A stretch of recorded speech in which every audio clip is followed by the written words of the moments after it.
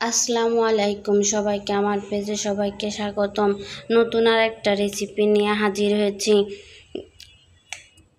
আশা করছি ভালোই লাগবে। আর বিয়ে বাড়ি কিংবা ঈদের দিন স্পেশাল এই ডেজার্ট, ব্রেড মালাই কিংবা পাউরুটি দিয়ে বিকালের নাস্তা যে যেটা বলতে পারেন, ঝটপট বানিয়ে নিতে পারেন এই রেসিপিটা।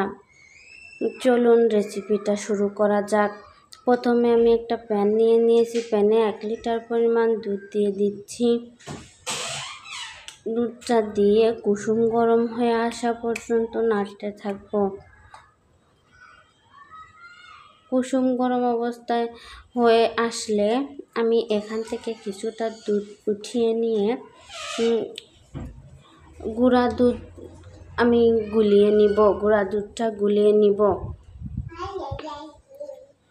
এই যে এখানে দিয়ে দিচ্ছি 1 কাপ পরিমাণ গুঁড়া দুধ। আর আগে থেকে কুসুম গরম দুধটা উঠিয়ে নিয়েছিলাম, সেটা দিয়ে এই দুধটা আমি সুন্দর করে ফেটে গুলিয়ে নিচ্ছি, যাতে দুধে দিলে গুঁড়া দুধটা জমাট বেঁধে না যায়। এখানে দিয়ে দিচ্ছি 1 চিমটি পরিমাণ লবণ আর 2-3টা এলাচ একটু ফ্লেভারের জন্য। আর লবণটা দিয়ে দিলাম মিষ্টির ব্যালেন্সটা ঠিক রাখার জন্য। আপনারা চাইলে লবণটা দিতেও পারেন, আবার নাও পারেন। আমি এভাবে অনবরত নাড়ব, যাতে দুধে কোনো প্রকার মালাইয়ের সরটা না পড়ে যায়। এবার দিয়ে দিব সেই গুলিয়ে রাখা গুঁড়া দুধটা, দিয়ে অনবরত নাড়তে থাকবো। আর 1 লিটার দুধ যখন 3 কাপে পরিণত হবে, 1/3 কমে যাবে, তখন আমি চুলা থেকে নামিয়ে নিব। দেখুন, এভাবে অনবরত নাড়তে হবে, যাতে দুধের উপর সরটা না পড়ে। এই দেখুন, আমার দুধটা কমে এসেছে। এই পর্যায়ে আমি চুলা থেকে দুধটা নামিয়ে ঠান্ডা করে রুম টেম্পারেচার করে নিব।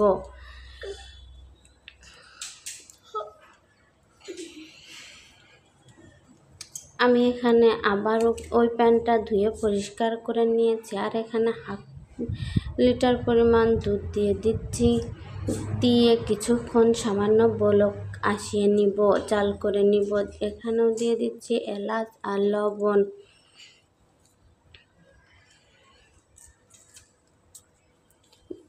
এই যে দুধটা আমার বলক এসে গেছে। এই পর্যায়ে আমার চুলা জালটা বন্ধ করে দিয়ে দুধটা আমি রুম টেম্পারেচারে আসা পর্যন্ত অপেক্ষা করব।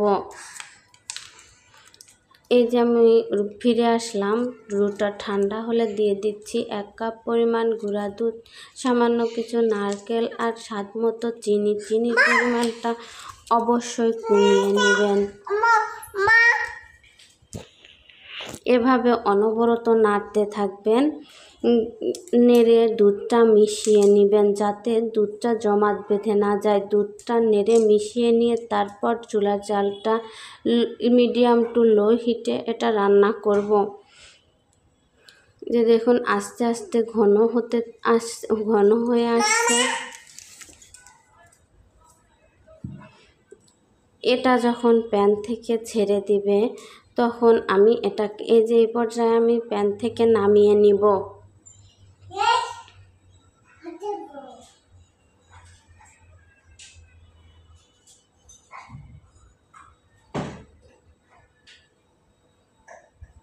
এবার পাউরুটিটা, এই যে আমি এখানে কয় পিস পাউরুটি নিয়ে নিয়েছি। পাউরুটির এই যে 4 কোনা আমি কেটে নিয়েছি।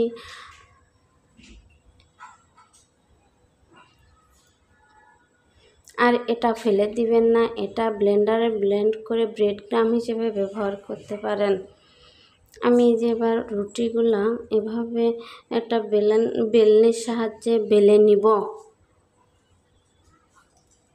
বেলে একটু লম্বা চ্যাপ্টা করে নিব। এই যে সবগুলো এভাবে আমি বেলে নিব।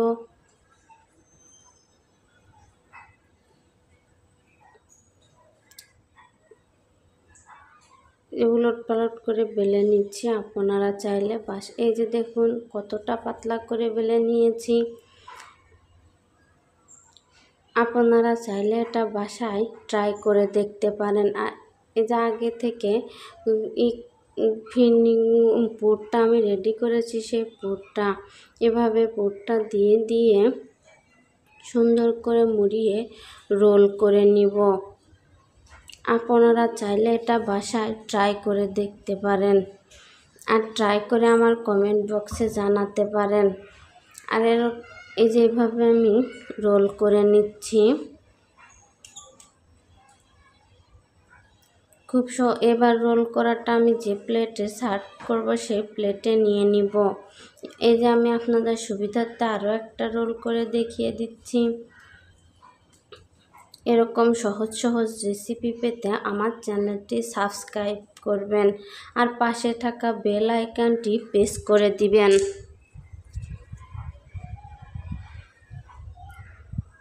যে এভাবে আমি সবগুলা পাউরুটি রোল করে নিব।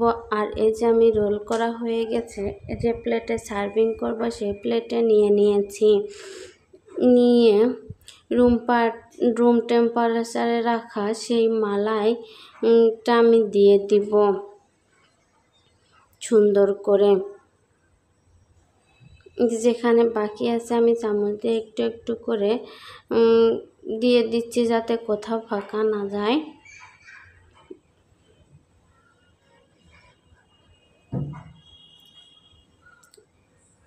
এবার আমি একটু কাঠবাদাম দিয়ে পরিবেশন করব।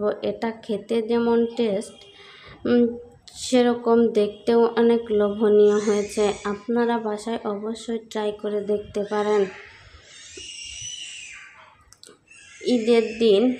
ঈদের আগের দিন বানিয়ে এটা ঈদের সকালে আপনারা পরিবেশন করতে পারেন নর্মাল ফ্রিজে রেখে।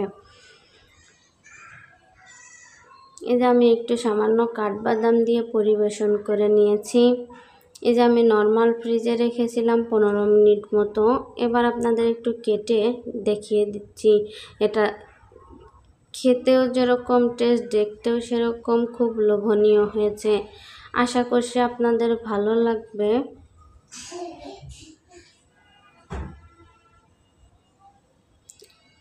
আসসালামু আলাইকুম, আল্লাহ হাফেজ সবাইকে।